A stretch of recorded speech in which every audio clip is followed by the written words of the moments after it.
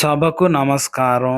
ఈ వీడియోలో నేను మంచు విష్ణు గారికి సంబంధించిన ఒక ఇంట్రెస్టింగ్ విషయాన్ని మీకు చెప్పబోతా ఉన్నానన్నమాట. అదేంటంటే మంచు విష్ణు గారు ఇప్పుడు సినిమాల్లో పెద్ద లేరు. ఇప్పుడు కన్నప్ప అని చెప్పి ఒక సినిమాలో హీరోగా ట్రై చేస్తున్నారు. అది ఆడిద్దో ఆడదో తెలీదు. ఆయన కెరీర్ ఏమైపోయిద్దోనని ఆయనకు టెన్షన్ ఉందంట. అయితే ఆయనకి ఈ మధ్య ఒక ఆఫర్ వచ్చిందని చెప్పి తెలుస్తా ఉంది. అదేంటంటే నెక్స్ట్ రామ్ చరణ్ గారిది, మన బుచ్చిబాబు గారిది సినిమా వస్తుంది కదా. ఆ సినిమాలో విలన్ గా బుచ్చిబాబు గారు మంచు విష్ణు గారిని అడిగారంట. అయితే మంచు విష్ణు గారు కొంచెం ఆలోచిస్తానని చెప్పి తెలుస్తోంది. ఎందుకంటే ఇప్పుడు నేను హీరోగా ఉన్నాను, సడన్ గా వెళ్ళనంటే ఎలా ఉంటుందోనని. కానీ రామ్ చరణ్ గారు కాల్ చేసి, పర్లేదు సోదరా నువ్వు చెయ్యి, మీకు ఇవన్నీ అలవాటే కదా, ఇలా డిఫరెంట్ గా చేయడం మీకు చాలా బాగుంటది, మీకు బాగా వర్కౌట్ అయింది కూడా.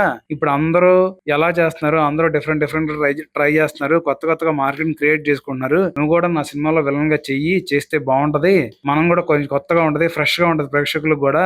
అలాగే మా నాన్నగారు మీ నాన్నగారు కూడా ఒకప్పుడు అలాగే చేసిన వాళ్ళే కదా, మనకు ఆ పరిచయం ఉంది, చాలా బాగుంటది చెయ్యని చెప్పి రామ్ చరణ్ గారు స్పెషల్ గా మంచు విష్ణు గారిని ఎంకరేజ్ చేశారంట. దాంతో విష్ణు గారు కూడా కాదనలేక చేస్తానని చెప్పి ఒప్పుకున్నారంట.